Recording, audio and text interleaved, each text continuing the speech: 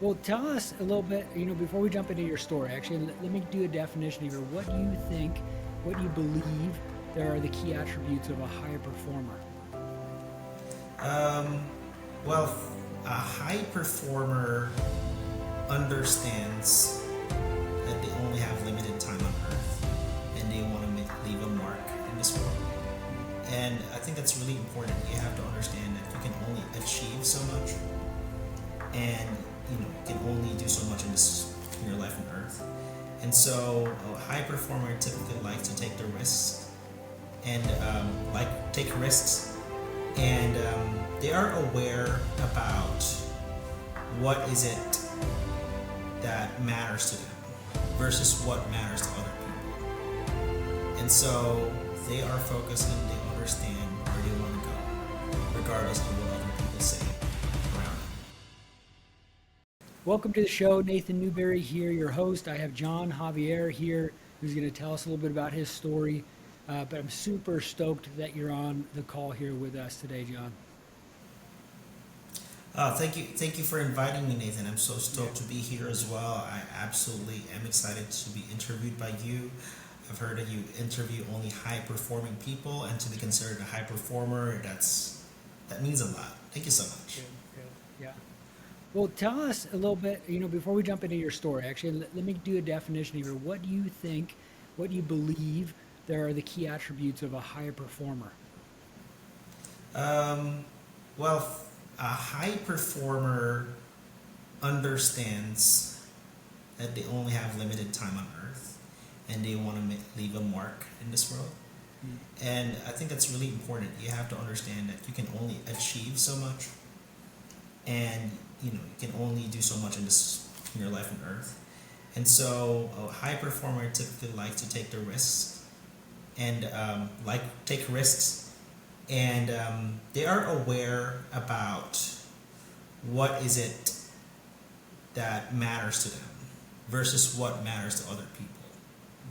And so they are focused and they understand where they want to go, regardless of what other people say around it. I love that. Yeah, man. Tell us about your success right now. I know a little bit, but tell the audience about like what you do, what you're doing right now, how you're helping people. Give us a synopsis of that. Absolutely. Thank you so much, Nathan. So I wouldn't I wouldn't say I'm much of a success because apparently there are just so many other people who are more successful than me. I'm only 2 years in business, but I have something good going on. Just a little bit about my background, Nathan. I'm actually a mechanical engineer. I thought my path to financial freedom is becoming a really good engineer and maybe working in an oil rig or something. And that was my degree. It was a 7 year course. I passed the licensure exam, and all of a sudden I realized, wait a minute, this is not the life that I want to live. This is not the career that I wanted. I didn't really know that I'm more of a people person until later on in life. I thought I'm just like a really studious kid. Um, but I really didn't have the skills to do sales. I'm not a good salesperson. I don't really have a lot of good friends. I'm awkward as hell. I've been ostracized in my organization because I'm super weird. But it didn't No, really you're let me. not, John. Don't Yeah, beat I'm yourself really up weird, here. Nathan. Yeah, I like whatever hobbies people are having. I'm doing something different. Everybody goes left, I go right, and that's that's the kind of person that I am really. And I don't really care about what other people think. I don't like to cooperate. I'm just like focused on who I want to be.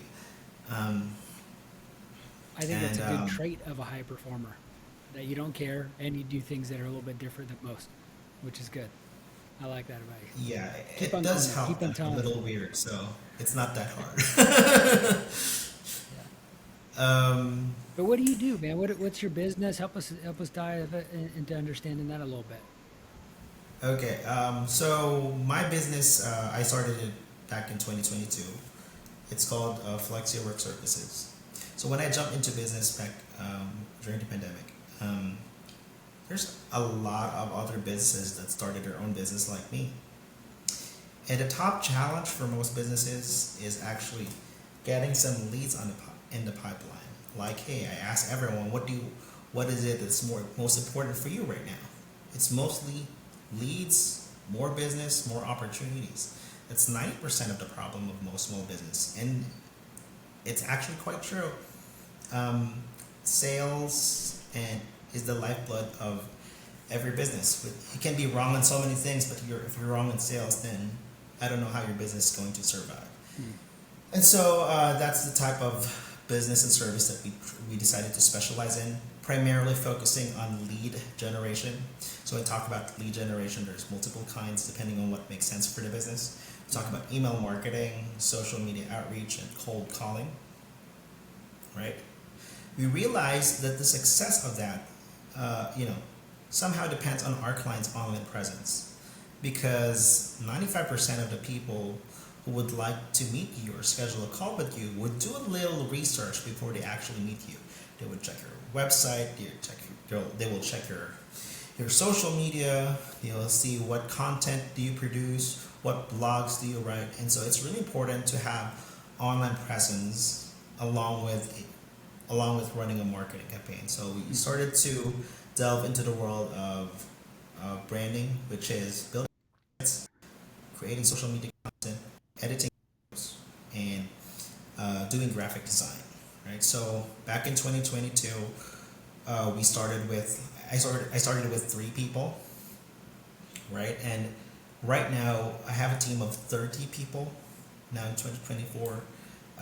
And we're providing service to more than 200 businesses all over North America. Amazing. Yeah. That's awesome, man.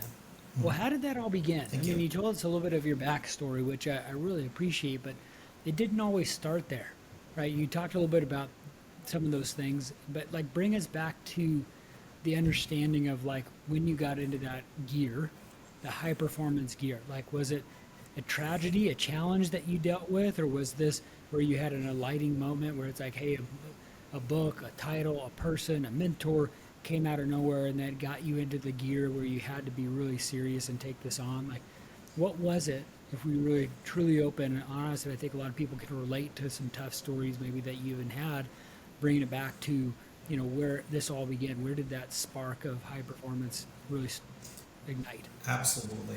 So, um, when I was an engineer, I just realized that the people that get to travel the most, get the most experiences, and are typically paid the most, are typically the salespeople.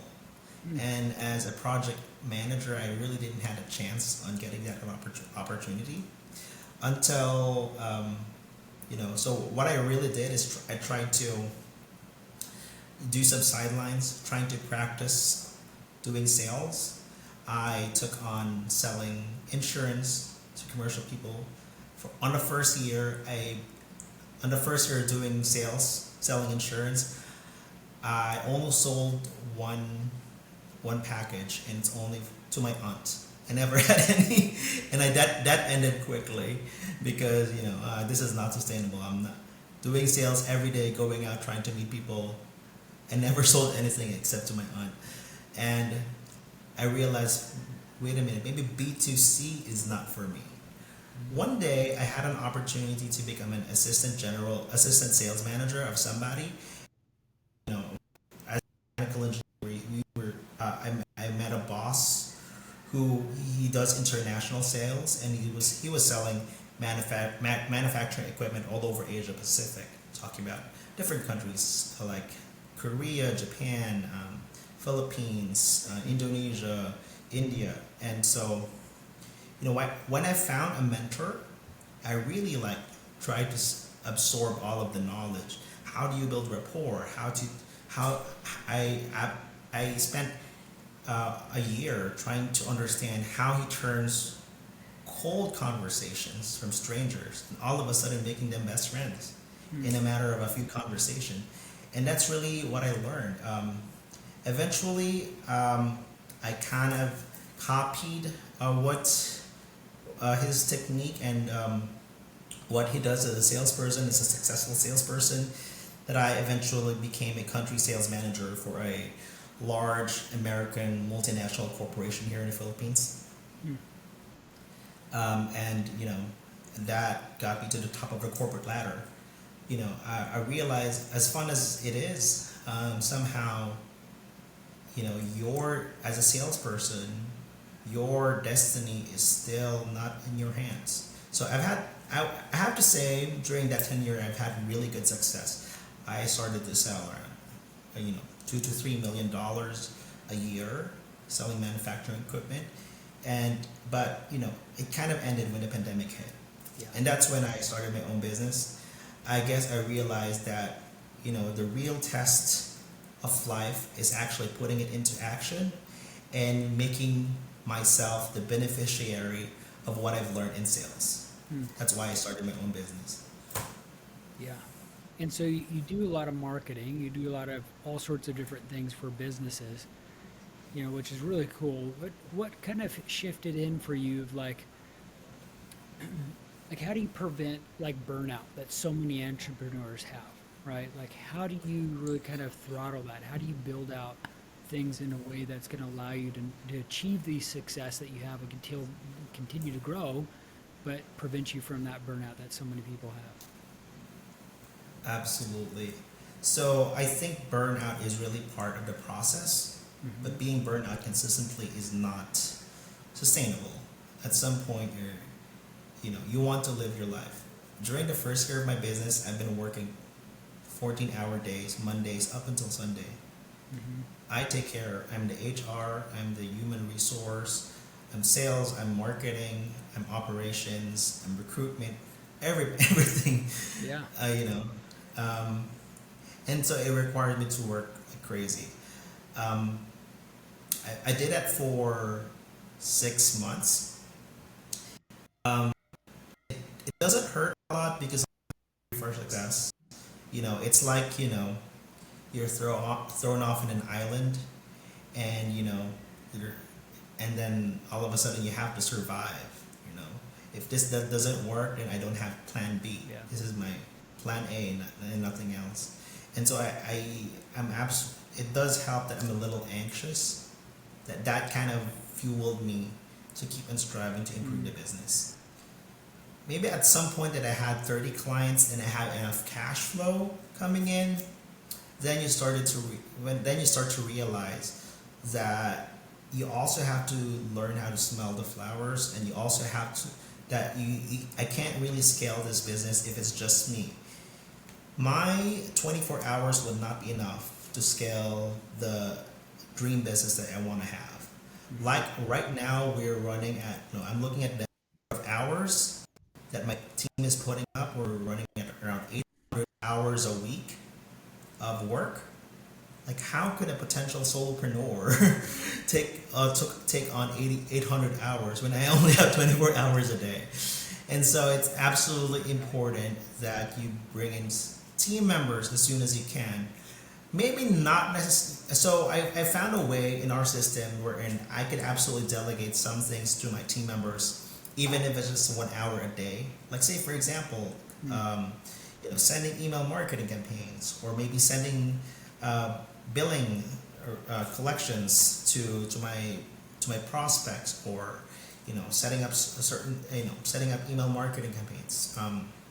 Just takes an hour or two a day, and as soon as I learn a process and I realize that somebody else can do it too, I just pass it on.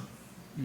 Now they may not do it 100%, but if they're 80% there, I'm not super fixated on being perfect, Yeah. but I'm fixated on being done well. Yeah. Yeah. At the end of the day, it does the job. How do you They get the balance message. it all? Yeah, how do you balance it all? How do you structure your day so you have time for yourself and manage it? Because I think I remember you saying you kind of prioritize working 4 days a week now and you have more time off. Like, how do you structure your life? How do you balance things now? As a high performer, how did you get to that point? And what do you put in place to really dial that in? Got it. So Nathan, I realized that in order for me to become best at my work, to be able to give, when you're in business, you're an entrepreneur, people wanted to be served. My team, you want it. People want to take stuff from you. Like maybe you want to take your energy, they want to get your advice, they want your support. Some clients are looking for help. You're really gonna run out if you don't reserve anything for yourself. And so I really make sure that I prioritize myself before I start working. So when I wake up, so just so you know, I'm in the Philippines and I'm providing service to clients all over North America, mostly in Eastern time zone. So I wake up around 2 p.m. my time, and then around 3 a.m. I try to read a book, a book about something that I like, this something that I can learn from. 4 p.m. I hit the gym. Maybe I go to the gym for an hour, and then from 5 p.m. to 6 p.m. I walk. I just walk. I feel that walking is really important, one of the most important parts of my day, because a lot of the times, because I'm having so many conversations in social media with my clients, with my team members, with my prospects, that I don't really have the time to process them at the end of the day. And so the time that I'm walking, no headphones, just listening to my thoughts, that's really important for me that allows me to listen to myself and tell me what are the next strategic moves that I have to do. And so I spend an hour doing that, and then go back home and then have a really good meal, and then get ready to work. I typically start my working day from at 8 p.m. my time, and end it around 6 in the morning. So I take 1 hour breaks in between, and if for some reason there are breaks within the day, I just jump on to networking events. It's a really great way to meet people, and find really good referrals or collaboration partners. So it does help that I actually enjoy meeting people, because if you're not enjoying meeting people, then you're probably not in sales. Right. I think the really key component is you enjoy people, you're genuinely curious about what they offer, who they are as a person, and what value do they bring to the world. And it does help that I enjoy that. And up to now, I'm probably not going to retire, even if, because I absolutely love doing sales, meeting people, and I'm eternally curious what other information and skills and techniques other people are doing out there. Curious mind. That's always important. Yes. For a high performer. And so many people have a contentment. They get to a stride of success and they just chill, right? And you and I are always cut from a different cloth. And I think so many people that are listening to this podcast, as a high performance person, that kind of drives, they always are like looking for the cutting edge, or looking for different things to really kind of help them propel themselves for success. And I love the fact that you're taking the time for yourself to walk and think. I remember reading some books, and I remember Warren Buffett, and so many successful people like Bill Gates and all these guys. They actually set aside their time in their calendar for, I think Warren Buffett calls it, looking out the window time. It allows you to think and process it. And I love that you carve that time out, because so many people, I think, don't give that rest and their way to the journal in a way to process what they're thinking and how their day is, to really kind of cope with the pressure and the buildup of everything. So I love that about you. With your success that you have, what if someone was trying to accomplish or level up to the level you're at, what would be the keys of success that you would give them? What would you define as some things that are key for your success, I should say? Well, first of all, I think they have to understand that my success whatever works for me doesn't necessarily mean it will work for them, because we're all made differently, and you have to you have to they have to find their own path, right? But at the same time, I think it's really important that they are focused, and they they try to understand that they have to know what's their path, and not what other people are talking about, are wanting for them. Because as you try to get better and do more things in your life, a lot of people would want it to take your time, and a lot of people will want to steer you to a different direction. You may also get hate, people, and also there's a lot of risks involved. But I think it's really important that you are determined to follow whatever it's for you, and not what others are doing. So Yeah. you really have to understand that, and There's listen many, to your gut. there's many entrepreneurs here, or even people that listen to this, that want to become an entrepreneur and they want to drive this. Like, what would be the advice of things, maybe disciplines or habits or traits that are really important that you've had to understand early on when you built your business that they need to adopt? Or people that are in the grind right now as entrepreneurs, but they just are still trying to look for that edge for the next level. What would you advise them of traits, habits, disciplines, or things that you've learned in your years of business that would apply to them? Got it. As an entrepreneur, you have to make sure that your head is not down. You always have to have the time to work on the business, not in the business, and that means you have to have some quiet time to think about the strategies that you want to implement. You always have to have some time to try things that may or may not work out. You know, I tried different things for my marketing. Some of them failed, but once I found something that's working, then it's a gold mine.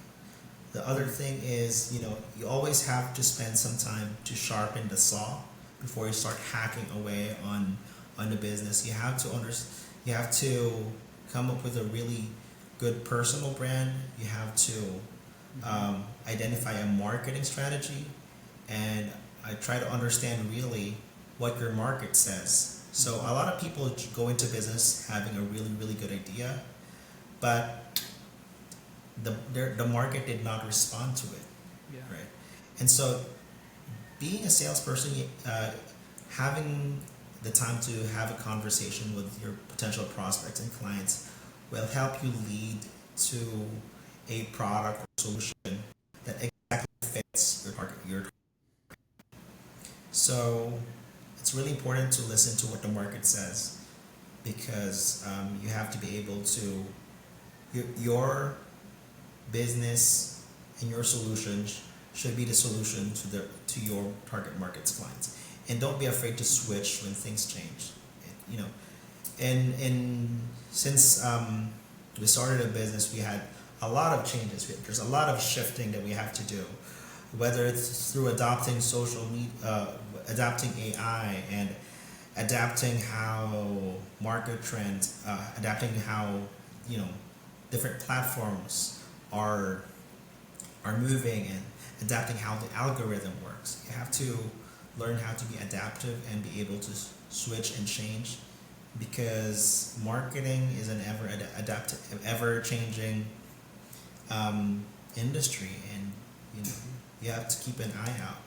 Otherwise, you lose relevance. Yeah. Yeah. With what you do right now, what are the like everyday carry items? I think there's so many people that have some unique things that they carry around with them every day. You leave the house, you bring your phone, your keys, no doubt, but is there anything unique that you do or you have or you wear or you bring with you that's an everyday carry for you? What does that all look like? Um, Funny, I don't really get attached to any material things. Mm-hmm. I just so here's the thing. What gets me motivated going to the gym is, you know, having breakfast in the lounge area and having some pastries. So Yeah. I think maybe that's my trick. I have to keep you know, I don't really like working out. I just do it because I think it's important. It helps my, you know, they say where the body goes, the mind follows. Mm. But I do give myself some treat when I start the day by having some pastries next to the gym. I guess that's something that I do that not a lot of people do, Yeah. but it helps me jumpstart the day. That's cool, man. I mean, so what I'm gathering from you is you have this business that you built that you help a lot of people, and you first started with trying to find what are ways that I can help people. And out of the source of COVID, you really kind of built some things, and around your schedule, you've built this high performance atmosphere for yourself, and you've prioritized your health and your mind, and walking, and then delegating, which is not always easy for high performers. They want to control so many things, and you've delegated and learned some of those skills of leadership and growth. And you're continuing to do that in your business. um, this has been an awesome conversation with learning what you do and how you help people. How can people connect with you further, John? I'll leave all the links down below for people to connect with you, but what are the best ways that people can find you online and connect with you? Yeah, you can typically find me on LinkedIn. Name is John Javier on LinkedIn, founder of Flexi Work Services. I also have a YouTube channel and my email address. And if you're looking for tips or any advice, I'll be happy to help out. I love helping out entrepreneurs. Mm-hmm. I always see them as the same person that I was 2 years ago when I was struggling and figuring things out. And I'm an advocate of helping entrepreneurs grow and scale their business. Love that. Any last thoughts before we jump off the call today? Any words of wisdom or guidance you give? Um, so my last thought is that if you want to be a really successful entrepreneur, you have to master yourself first and exhibit discipline, because your business is a reflection of yourself. I love that. Well, thank you so much, John, for being on the podcast today. Everyone, we have those links down below. You can check things out. And again, thank you for being on the podcast here. We'll see you next time. Thank you. Thank you, Nathan. It's a pleasure being here.